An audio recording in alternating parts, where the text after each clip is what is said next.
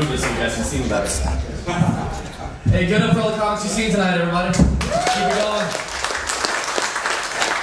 Keep it going for the burn victim about the headline. I thought we were having an open mic, turns out it's a fucking roast. I was like, oh shit. Damn, oh no he didn't. Alright man, let me tell you a little bit about myself.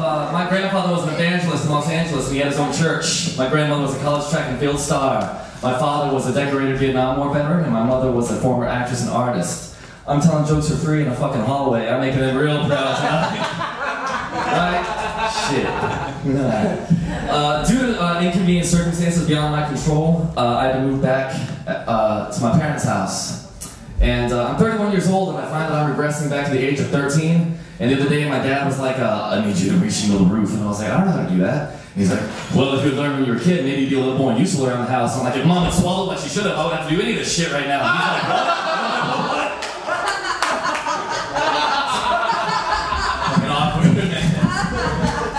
I'm not big on family, obviously. I got a 6-year-old nephew, and that kid drives me crazy. He's like a spastic little turd. He breaks my Xbox and all this shit, man. He just runs around the house and drives me insane. And the other day, he like lost one of his front teeth, and I'm like, cool, one piece at a time. I'm almost rid of that fucking bastard. I'm really bad with kids, obviously. Toby was talking about kids, and one of my friends found out that she was pregnant. And she got all excited because she was having a boy. And she's like, oh my god, I'm having a boy. And I'm like, oh, that's cool, you got a name picked out? And she goes, yeah, Paul. And they go, well, that kind of makes you a pallbearer. It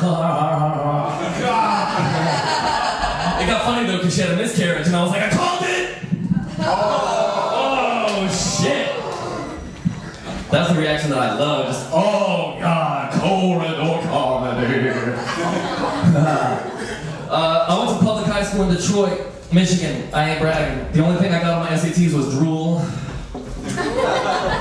It was so ghetto up there, man. They put it to a vote. They changed our school colors from blue and gold to black and mild. All the white kids wanted to be black, and they wore FUBU and Timberlands. They talked like yo yo yo yo yo yo yo yo. I wanted to fit in, but I couldn't do that style. So what I did was I pretended to be Ethiopian. So I thought that would work, right? I put flies on my eyelashes. I carried a random puddle with me everywhere I went. My lunch money was 60 cents a day.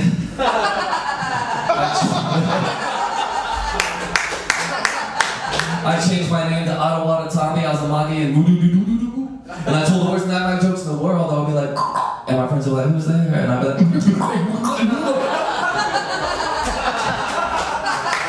and my friends would be like, who? And I would and they were like, I don't get it. So I would spit AIDS at them.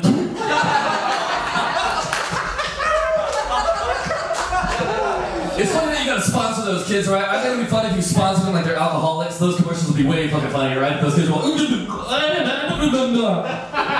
think that would be cool, man, because I would be like, I want to sponsor the one who's playing the Kimbay's malaria blistered flea-ridden ribcage like a xylophone. That's my boy right there, and I'd be all fucking proud of him and shit. I want to hang with that dude. Alright. I'll hate 6 that joke. I recently learned that black guys are at a high risk for an overactive bladder, which makes me wonder if they've really got rhythm or they just kick ass at the pee-pee dance. I also learned that 80% of people who suffer from irritable bowel syndrome are women, which makes me wonder if I could give a shit.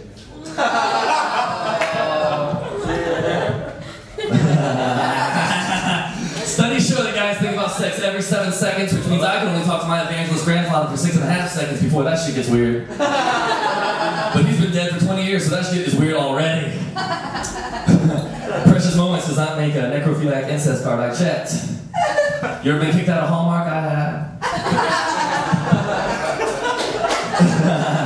That's the kind of shit you want to put on a resume. My grandfather was a cool dude, though. Like in his church, when I was a real little kid, he sat me down on one of his pews and he goes, now listen here.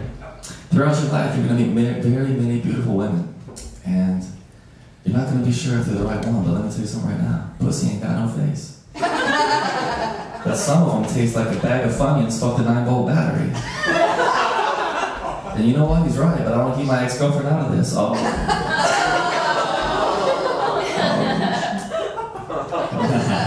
Slightly misogynist, but I love women. Especially love the bitches. I just want to high-five all the bitches in the world right in their face.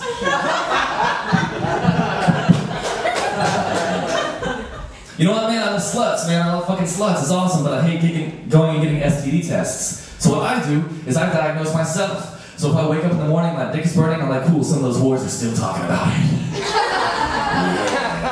Yeah.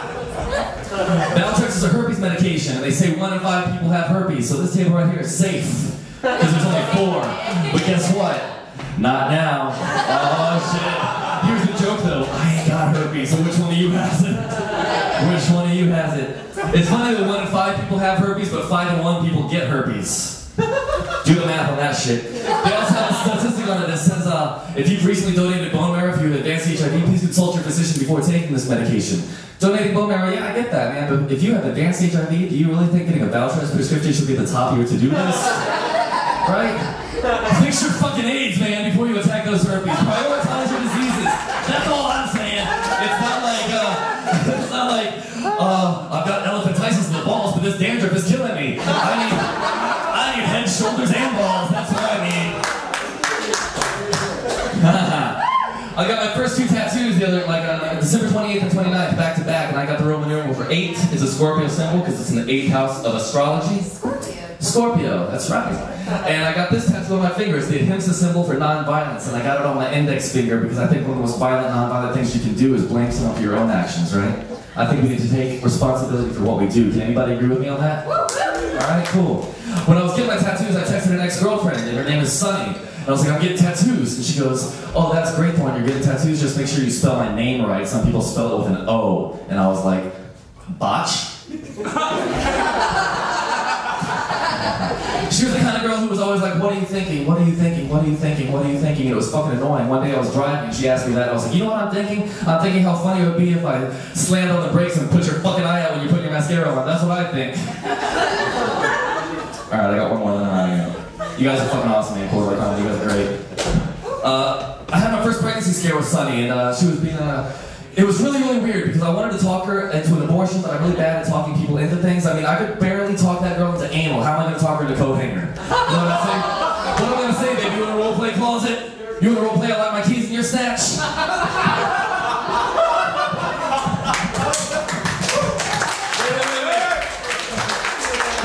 When my friends found out they were being assholes, like, you want it to be a boy or girl? And I was like, as long as it comes out all bloody red and I don't give a fuck what it is.